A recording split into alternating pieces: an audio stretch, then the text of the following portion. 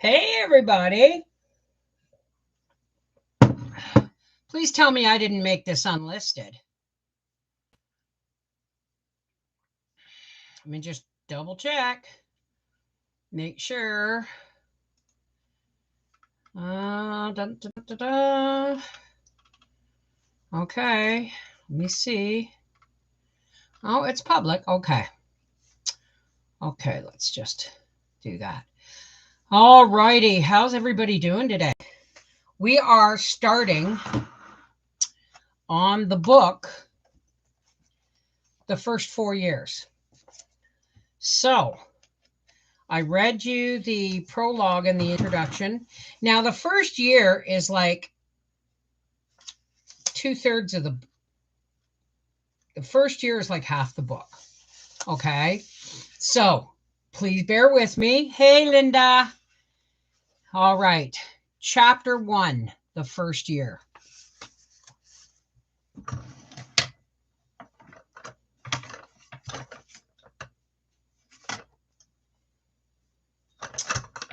Is this going to bother the webcam if I do this? No, doesn't apparently do. Okay. Chapter 1, the first year. It was a hot afternoon with a strong wind from the south, but on the Dakota Prairie in 1885, no one minded the hot sunshine or the hard winds. They were to be expected, a natural part of life, and so the swiftly trotting horses drawing the sun-shining blacktop buggies swung around the corner of Pearson's livery barn, making the turn from the end of Main Street to the country road Monday afternoon at 4 o'clock. Looking from a window of the low 3-room claim shanty half a mile away, Laura saw them coming. It wasn't 3 rooms anymore. It was still 4 rooms.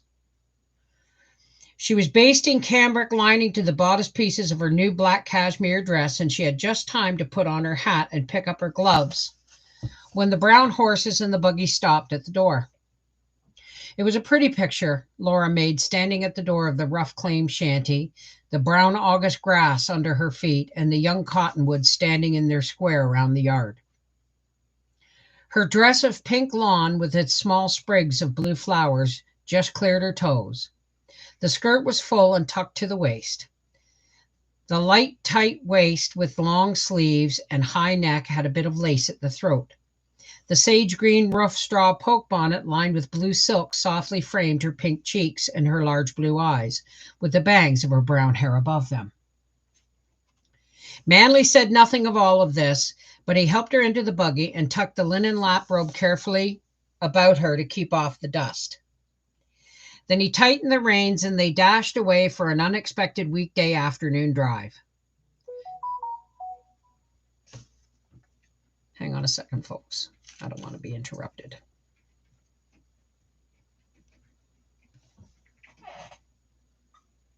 Get out of my attic!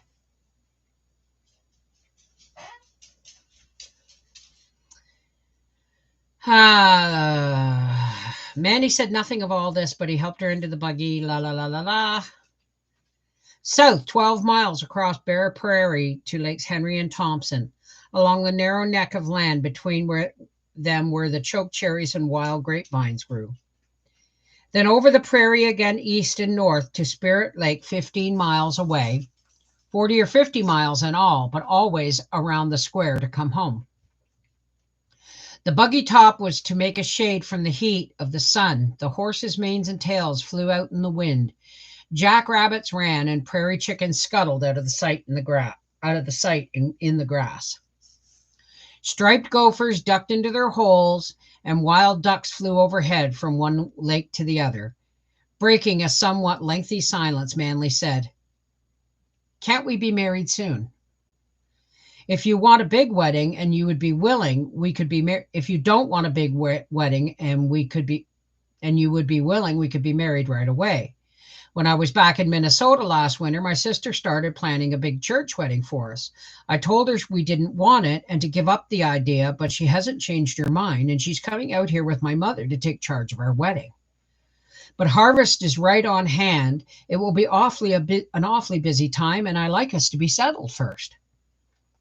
Laura twisted the bright gold ring with its pearl and garnet setting around and around on the forefinger of her left hand. It was a pretty ring, and she liked having it, but "I've been thinking," she said. "I don't want to marry a farmer. I have always said I never would. I do wish you'd do something else. There are chances in town now while it is so new and growing." Again there was a little silence, and then Manly asked, "Why don't you want to marry a farmer?" And Laura replied, "Because a farm is such a hard place for a woman. There are so many chores for her to do, and harvest help and threshers to cook for. Besides, a farmer never has any money. He can never make any because the people in towns tell him what they will pay for what he has to sell, and then they charge him what they please for what he has to buy. It's not fair." Manly laughed. "Well, as the Irishman said, everything is evened up in this world. The rich have their ice in the summer, but the poor get theirs in winter." Laura refused to make a joke of it.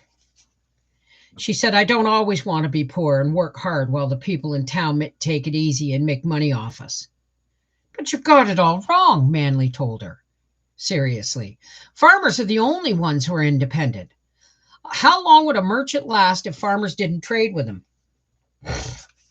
There is a strife between them to please the farmer.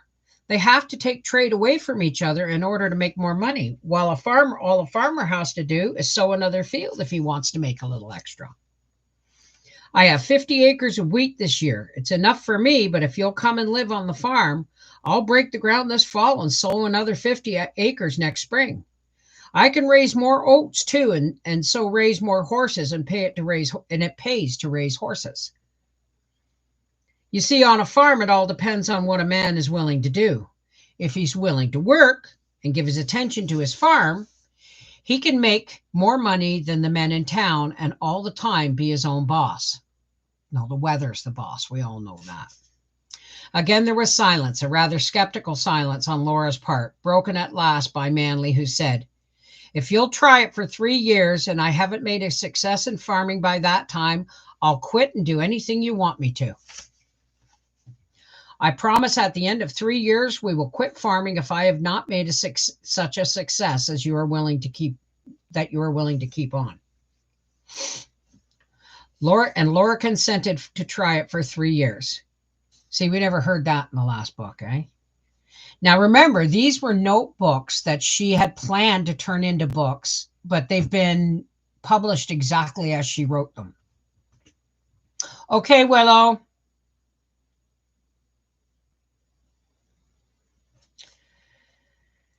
And Laura consented to try it for 3 years. She liked the horses and enjoyed the freedom and spaciousness of the wide prairie land, with the wind forever waving the tall grass in the sloughs and rustling through the short curly buffalo grass. So green on the upland swells in the spring and so silver gray and brown in summer. It was all so sweet and fresh. In early spring, the wild violets carpeted and made fragrant the little hollows of the grassland, and in June, the wild prairie roses blossomed everywhere. 2/4 sections of this land, each with 160 acres of rich black soil, would be theirs, for Manly had already proven up on a homestead, and he also had a tree claim on which he was growing the 10 acres of trees required by law to get the title. 3,405 trees were planted about 80 feet apart each way between the two claims. Between the two claims lay a school section where anyone could cut hay, first come, first serve. It would be much more fun living on the land than on the town street with neighbors so close on each side. And if only Manny were right. Well, she promised to try the farm anyway. "The house on the tree claim will be finished in a couple of weeks," Manly was saying. "Let's be married the next week. It will be the last week in August and before the rush of harvest begins. Let's just drive over to Reverend Brown's and then go home to our new house." But Laura objected to this because she would not be paid for the last month of her school teaching until October and needed the money for clothes. "What's the matter with the clothes you have?" Manly asked. "You always look nice. And if we're married suddenly, that way we won't need fine clothes. If we give Mother enough time and she and the girls will come out from the east and we will have a big wedding in the church. I can't afford the expense, and your 1 month's salary would not be enough for you. This was a surprise, for Laura had not thought of such a thing. The wild new country In the wild new country, the folks back east never really seemed to be real, and certainly were not considered in making of plans. But she remembered with something of a shock that Manly's folks back in eastern Minnesota were well off, and that one sister had a homestead claim nearby. They would surely be they would be sure to come if they knew the wedding date, and his mother asked for that in her last letter. She could not ask her pa to go to any expense for the wedding. It was all he could do to keep up the family expenses until they would have some return from their 160 acres of wild land. Nothing much could be expected from the straw sod the first year it was turned over, and his farmland was newly broke. There seemed to be no other way than to be married suddenly, because the help of it would have to have a home and housekeeper in the rush of fall work coming on. Manly's mother would understand and not be offended. It would be thought the right and sensible thing to do by the neighbors and friends, for they were all engaged in the same struggle to establish themselves in their homes on the new prairie land.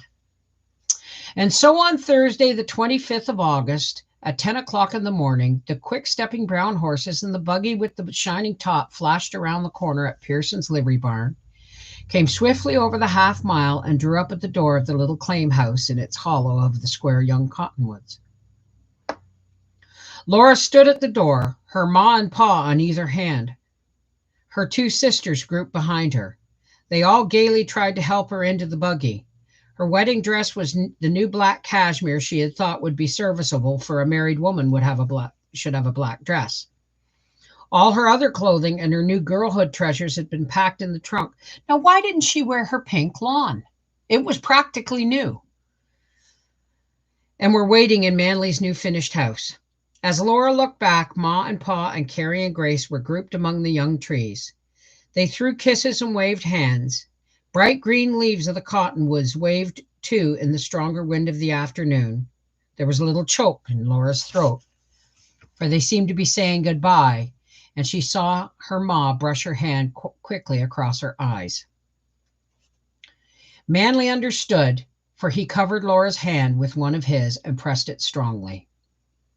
The preacher lived on his homestead 2 miles away, and it seemed to Laura the longest drive she had ever taken, and yet it was all over so soon. Once in the front room, the ceremony was quickly performed. Mr. Brown hurriedly slipping into his coat, his wife and daughter, Ida, Laura's dearest friend, with her betrothed, were witnesses, and those present. Laura and Manly were married, for better or worse, for richer or poorer. When they went back to the old home for a noon dinner, and in the midst of good wishes and cheerful goodbyes, once more into the buggy and away for the new home on the other side of town, the first year was begun. I have marked this so that I know, because this chapter goes, let me see. This chapter is this long, so I'm breaking it up. Okay. I do believe Laura is 18. I do believe she's 18.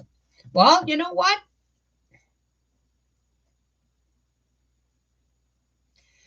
How old was Laura Ingalls when she married Almanzo Wilder? 18 years old. August 25th, 1885. All right. We'll get together again soon for the next part of this chapter of the first 4 years. Take care. God bless. I love you guys, and we'll see you soon.